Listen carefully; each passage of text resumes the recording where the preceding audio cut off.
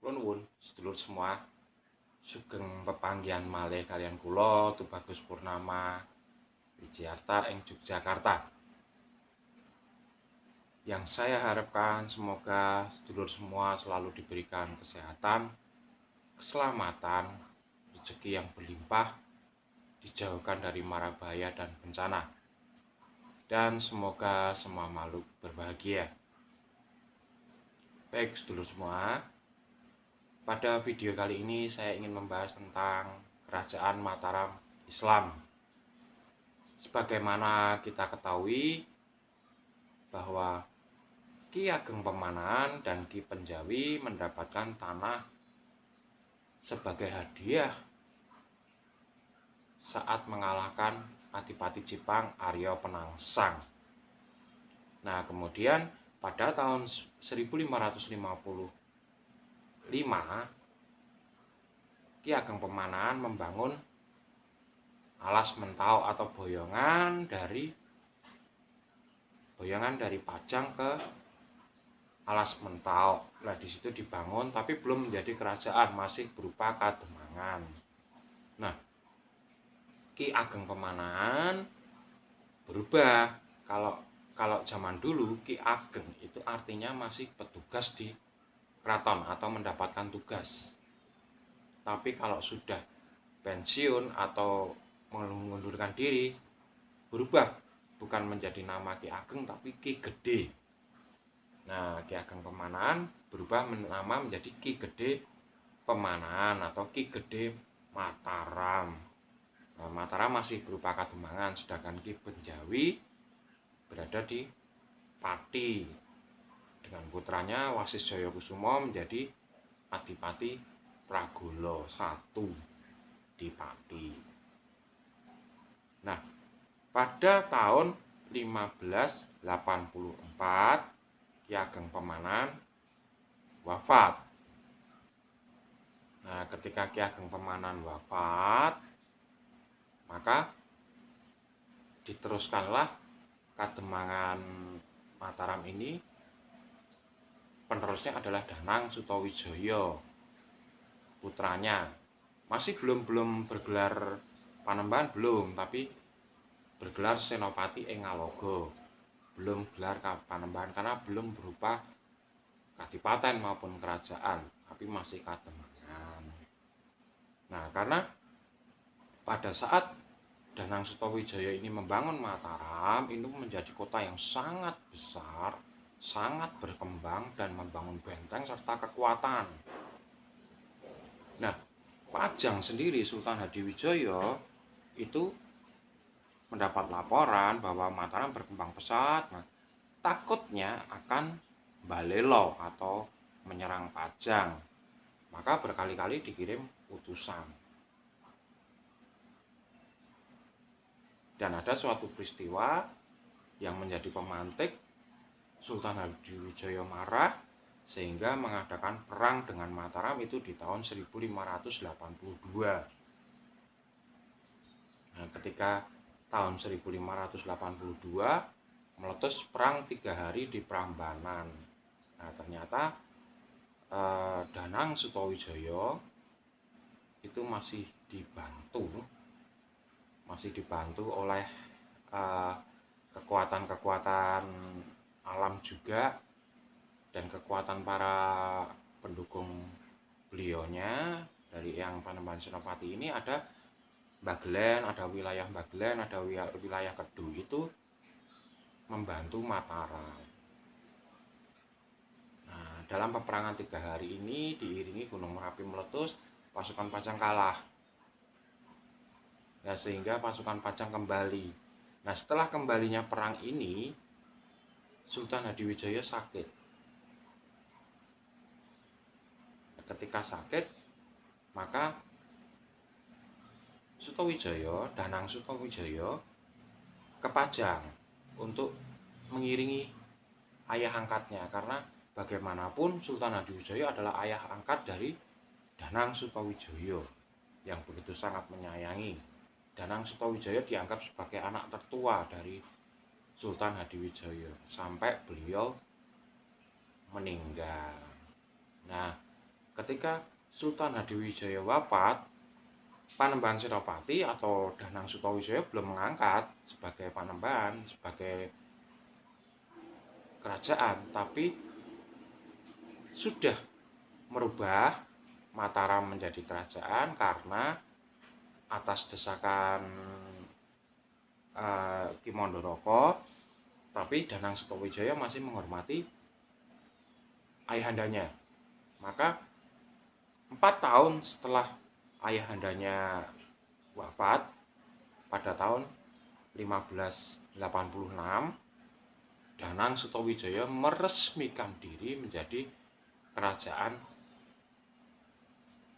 Mataram yang berkeraton di Kota Gede dengan gelar Panembahan Senopati. Gelar Panembahan Senopati, Panembahan ini karena beliau tidak mau melangkai ayahnya, ayah angkatnya, atau dianggap beliau ini menghormati ayahnya yang sebagai sultan, maka beliau tidak memakai gelar sultan tapi Panembahan Senopati Engalogo.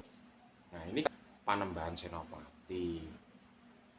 Nah, kenapa harus menunggu sampai tahun 86? Karena setelah Sultan Hadiwijaya wafat, itu diteruskan oleh Adipati Demak atau Arya Pangiri. Pangeran Arya Pangiri ini tujuannya ingin membalas dendam terus sama Mataram. Jadi terjadi peperangan kecil tapi tidak bisa. Nah, sedangkan dari situlah rakyat Pajang mulai tidak suka dengan Arya Pangiri.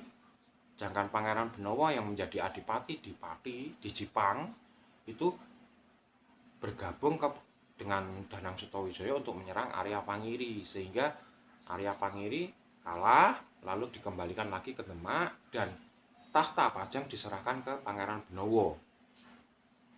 Nah, namun setelah beberapa tahun, hanya 1 tahun, 2 tahun, Pangeran Benowo menyerahkan semuanya ke Danang Sutawijaya. Jadi Pajang Kadipaten terus dikuasai oleh Danang Sutawijaya. Kemudian Pangeran Benowo pergi ke arah Kendal sampai Pemalang.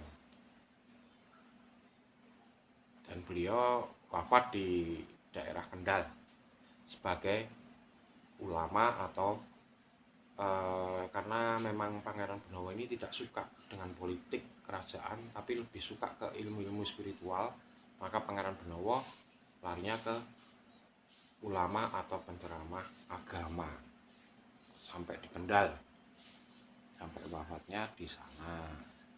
Nah, baru 86 terang-terangan Senopati mengangkat dirinya. Jadi Senopati ini juga bukan kacang lupa kulitnya ya, bukan, tapi karena memang perjuangan. Dan sebetulnya Danang Sutawijaya ini hanya menuntut hak ketika dia yang memenangkan dengan peperangan Arya Penangsang dulu oleh Ibu Ratu Kalinyamat. Itu dititahkan siapa saja yang bisa mengalahkan Arya Penangsang mendapatkan bumi dan kerajaan Demak seisinya.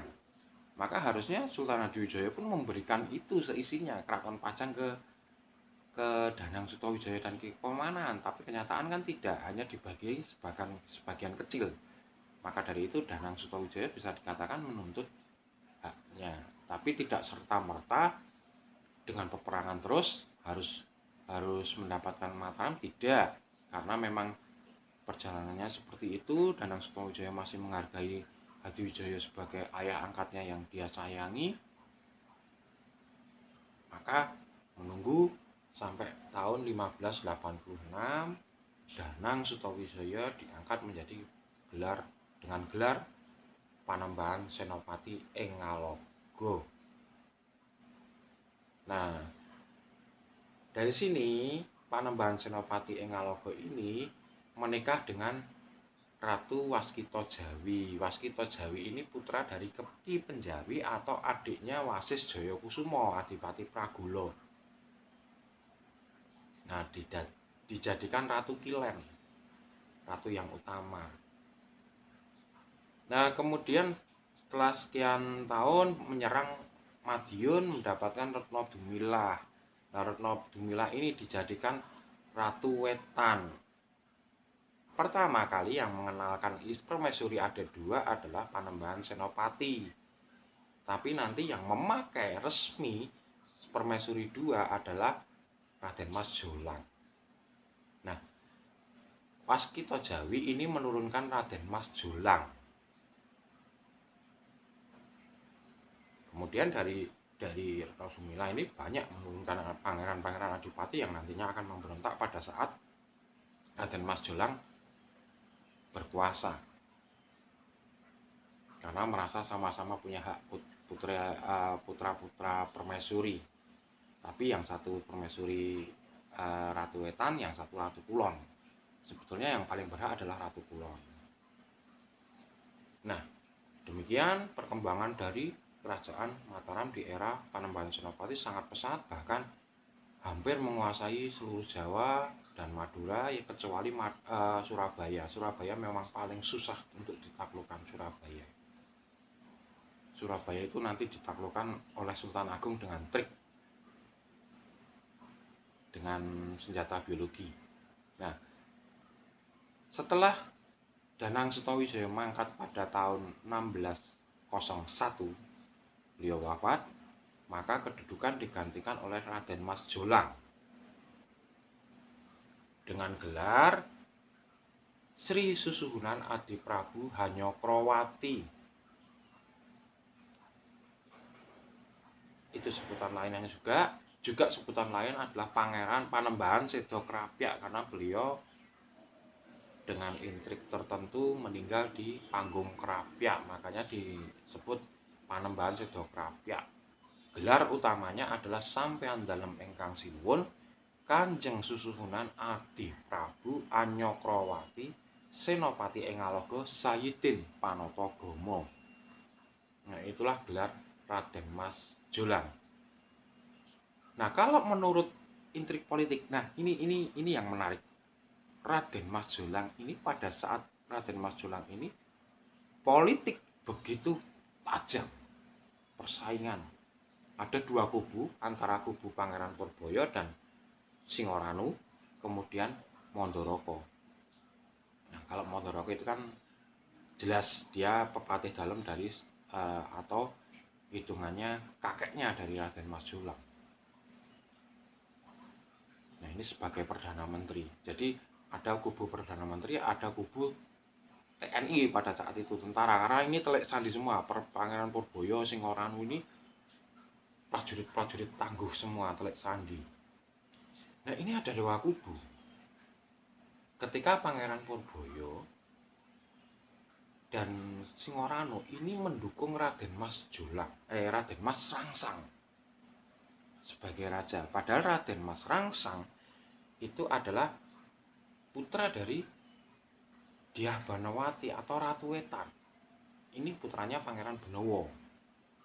Dyah Banawati ini atau Ratu Wetan. Sedangkan Ratu Kilennya adalah Ibu Ratu Tulung Ayu. Nah, yang menjadi polemik adalah Ibu Ratu Tulung Ayu ini belum berputra. Yang lebih berputra lebih dulu adalah Raden Mas Rangsang atau Dyah Banawati. Jadi selisihnya jauh, memang beda. Tapi secara, kalau Patih Mandoroko menekankan secara warisan suksesi itu tidak boleh menyimpang, jadi harus dari Ratu Kulon, Ratu Kilen. Harusnya adalah Raden Mas Wuriyah yang diangkat menjadi pengganti Raden Mas Jolang. Tapi kenyataan dibuatlah cerita macam-macam seperti Raden Mas Wuriyah kekurangan cacat fisik, gila sakit ingatan tahunan. Inilah yang menarik. Pada era Raden Mas Jolang ini politik mulai disebarluaskan, dikabarkan. Kalau sekarang melalui media sosial lah, Facebook atau apa, gencar. Ada buzzer, ada oposisi, ada partai yang mendukung. Nah, ini dari dua kubu ini panas. Nah, makanya Raden Mas Jolang menjadi misteri karena meninggalnya di panggung Krapyak. Entah pihak siapa yang ingin melengsarkan beliau itu sampai sekarang belum diketahui. Maka beliau hanya menjabat 3 tahun menjadi raja. Dan kemudian digantikan oleh Raden Mas Wuriyah. Raden Mas Wuriyah ini adalah putra dari Tulung Ayu yang tadi menjadi polemik. Ketika saat polemik semakin tinggi, maka terus diadakan majelis keraton. Jadi majelis keraton terdiri dari orang-orang berpengaruh dan keluarga keraton. Maka diputuskan Raden Mas Wuriyah akan diangkat menjadi raja namun sehari saja. Kemudian digantikan oleh Raden Mas Jolang. Nah, kata-kata dari sang pengusung Raden Mas Rangsang itu adalah Raden Mas Jolang atau Panembahan Sendok Rapek mewasiatkan bahwa yang nanti yang akan diangkat menjadi raja adalah Raden Mas Rangsang. Nah, inilah awal mula polemik suksesi Mataram I.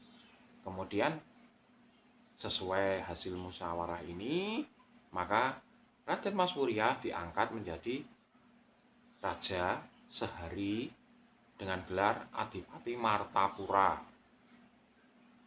Nah, namun hanya sehari. Kemudian besoknya pagi Raden Mas Rangsang diangkat menjadi raja. Raden Mas Rangsang diangkat menjadi Raja Mataram meneruskan Raden Mas Wuriyah. Tapi seakan-akan Raden Mas Wuriyah ini dihilangkan dari sejarah. Jangan sampai ada yang namanya Raden Mas Wuriyah atau pengangkatan itu sampai tersebar kemana-mana. Inilah politik propaganda pada saat itu. Dari media sosial, dari pembicaraan, macam-macam itu gencar dari kubu Singoranu dan kubu Pangeran Purboyo. Kemudian Raden Mas Wuriyah atau Adipati Martapura ini diungsikan di daerah Gunung Pring Muntilan. Bahkan penulisannya sampai sekarang ada, beliaunya menjadi penyebar agama. Nah, kalau kita pikir dengan logika apakah mungkin penyebar agama orang yang kurang ingatan? Tidak kan? Orang yang cacat bisa jadi. Cuma kalau orang yang kurang ingatan saya rasa tidak mungkin. Disinilah kelihatan kalau politik itu kejam, sehingga menyingkirkan Raden Mas Wuriyah ke Gunung Pring Muntilan. Nah, lalu setelah Panembahan Sendok Rapek digantikan oleh Raden Mas Wuriyah, raja ketiganya Raden Mas Wuriyah ya. Diingat, walaupun sehari beliau tetap diangkat sebagai raja. Kemudian digantikan oleh Raden Mas Jatmiko atau Raden Mas Rangsang pada tahun 1613 dengan gelar Sampeyan Dalem Ingkang Sinuwun Kanjeng Sultan Agung Adi Prabu Hanyokrokusumo Senopati ing Alaga Abdurrahman Sayyidin Panatagama. Nah, beliau mendapatkan gelar baru lagi Khalifatullah ing Tanah Jawi pada tahun 1940 setelah mendapatkan izin dari Kesultanan Turki. Sultan Murad IV itu mengizinkan bahwa beliau memang menjadi Khalifatullah ing Tanah Jawa. Maka gelar lengkapnya adalah Sampeyan Dalem Ingkang Sinuwun Kanjeng Sultan Agung Adi Prabu Hanyokrokusumo Senopati ing Alaga Abdurrahman Sayyidin Panatagama Khalifatullah ing Tanah Jawi. Nah, di sini Raden Mas Rangsang juga punya Ratu Kilen dan Ratu Wetan. Tapi pada era Raden Mas Rangsang ini memindahkan ibu kota-kota gede menjadi di daerah Kerto, 5 km selatan dari kota gede, karena menganggap kota gede sudah terlalu padat buat pemerataan wilayah, maka beliau membangun kerajaan di Kerto. Selesai kerajaan di Kerto itu adalah 1620, tapi belum selesai penuh. Maka untuk keraton dan ibu ratu Banowati ibunya itu boyongan itu pada tahun 1622. Jadi resmi digunakan full itu 1622, itu Keraton Kerto. Di situ juga membuat bendungan kali opak yang dinamakan Segoro Yoso. Kalau sekarang tinggal desa. Jadi sekarang pun kalau misalnya daerah sana banjir, saya tidak heran karena dulu dibuat bendungan. Namanya Segoro Yoso. Nah, Sultan Agung ini ratu kelannya adalah Ratu Mas Tinumpak. Ratu Mas Tinumpak ini adalah keturunan dari Kajoran Panembahan Romo atau Ki Ageng Giring. Setelahnya Sunan Tembaya dengan Ki Ageng Giring itu menurunkan Ratu Mas Tinumpak. Juga di situ ada tersisipi silsilah dari Keraton Pajang, Pangeran Benowo. Kemudian Ratu Wetannya Ratu Mas Batang atau Ratu Batang. Disebut Ratu Batang karena memang ahli meramalkan segalanya. Nah, Pangeran Alit atau putra dari Mas Tinumpak ini, Ratu Mas Tinumpak ini menjadikan putra mahkota, tapi menjelang penobatannya dengan segala cara upaya dari Ratu Batang untuk merayu Sultan Agung, maka dirubahlah pangeran itu menjadi putra mahkota itu menjadi keputra dari Ratu Batang, yaitu Raden Mas Saidin atau Pangeran Jibus. Nah, setelah mangkatnya Raden Mas Satwiko atau Raden Mas Rangsang pada tahun 1645, maka keraton digantikan oleh Raden Mas Saidin nantinya. Nah, namun ada informasi bahwa Raden Mas Rangsang atau Sultan Agung ini raja yang sangat diktator, sangat kejam. Beliau tega memenggal senopati-senopatinya yang gagal kalau di peperangan. Sangat kejam, sangat diktator. Tapi dari situ ada keuntungan memajukan Mataram, sehingga benar-benar menguasai Madura dan Jawa. Nah, zaman kebenisan itu terekam dari catatan VOC yang diutus untuk menemui Sultan Agung pada saat itu. Sultan Agung juga menyingkirkan Patih Mandoroko menjadi penasehat, kemudian patihnya digantikan oleh Singoranung karena untuk melegitimasi pengangkatan beliau. Maka Patih Singoranung gencar mengabarkan bahwa Sultan Agung sosok yang baik, sosok yang tepat, sosok yang untuk memimpin kerajaan, dan Raden Mas Puriah disingkirkan ke Gunung Pringmundil. Nah, Raden Mas Rangsang wafat atau Sultan Agung wafat pada tahun 1645, lalu digantikan oleh Raden Mas Saidin. Raden Mas Saidin ini yang terkenal dengan Amangkurat Agung. Nah, ini dengan berbagai kisahnya, dengan kediktatorannya melebihi dari ayahnya, tambah lagi soal urusan wanita. Nah, ini Amangkurat Agung ini sangat istimewa.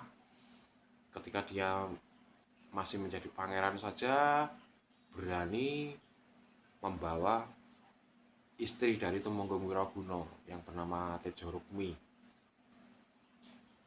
Dibawa, diperkosa, lalu kembalikan lagi. Nah, pada saat itulah Pangeran Alit atau Pangeran Timur tidak terima dan membela Wirabuna. Nah, karena pembelaan ini berakhir dengan kekejaman yang luar biasa. Nah, Raden Mas Saidin ini diangkat pada tahun 1646 dengan gelar Sampeyan Dalem Ingkang Sinuwun Kanjeng Susunan Prabu Amangkurat Agung Senopati ing Ngaloga Abdurrahman Saidin Panatagama Khalifatullah ingkang jumeneng kaping setunggal. Ini beliaunya mengganti Sultan dengan Susuhunan ingkang jumeneng kaping setunggal. Beliau wafat nanti sampai tahun 1677. Nah, artinya Amangkurat Agung ini sebagai raja ke-5. Jadi yang pertama Panembahan Senopati, yang kedua Raden Mas Jolang, kemudian Uriyah, kemudian Raden Mas Rangsang, lalu yang kelima adalah Amangkurat Agung. Nah, ingat kasusnya yang pertama, dia punya kasus dengan Tumenggung Wiraguna, maka yang terlibat dengan kasus Tumenggung Wiraguna disingkirkan. Tumenggung Wiraguna sendiri alih-alih dikirimkan ke perang ke daerah Panaurukan, maka beliau wafat di sana pada tahun 1637. Pangeran Alit dipikir memberontak, maka beliau sendiri juga dibunuh. Nah, di samping membunuh Pangeran Alit, beliau juga membunuh 5.000 sampai 6.000 orang yang diperkirakan beliau membantu Pangeran Alit atau Pangeran Timur untuk merebut kekuasaan. Nah, karena gaya kediktatoran ini,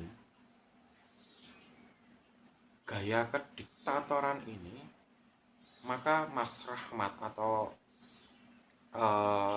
putra dari Panembahan Senopati, Pangeran Putra Mahkota, itu bekerja sama dengan Panembahan Romo dari Kajoran. Nah, kemudian Panembahan Romo dari Kajoran mengatur Raden Mas Trunajaya dari Madiun untuk memberontak. Nah, itu di atas dibiayai oleh Mas Rahmat sebetulnya.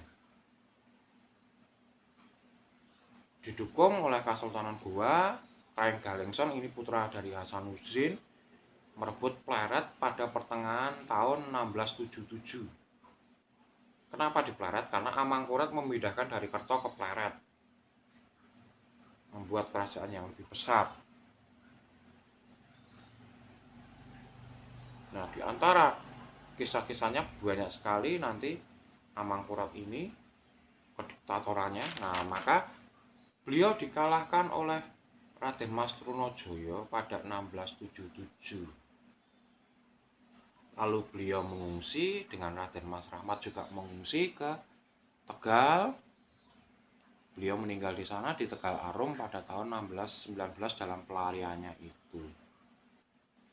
Nah, pada saat itu yang masih bertahan di Keraton Pleret adalah Pangeran Puger. Setelah Pangeran Puger, karena hanya menyingkir sebentar ke Purworejo, kemudian kembali ke Pleret untuk menyerang Trunajaya, maka Trunajaya mengungsi ke Madiun. Tapi sisa-sisa dan semua jajaran sudah dibawa ke Madiun lalu ke Surabaya. Nah, Raden Trunajaya ini meninggalnya oleh Raden Mas Rahmat dibantu oleh VOC di daerah Kediri. Nah, mengira bahwa Pangeran Puger ini atau Raden Mas Derajat ini sudah memenangkan peperangan dengan Trunajaya, maka beliau mengangkat menjadi Senopati Engalogo atau raja berikutnya di Pleret.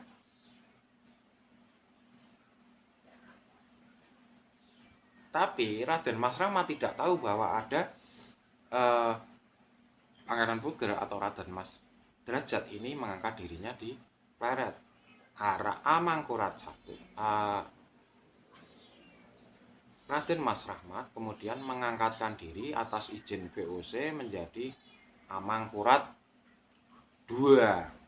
Lalu Amangkurat II ini membuat kerajaan di Kartosuro. Ini pada era Amangkurat II. Kemudian menyerang Raden Mas Derajat yang di mata Mataram Kota Gede karena maksud saya di Pleret karena tidak mau bergabung, tapi akhirnya kalah.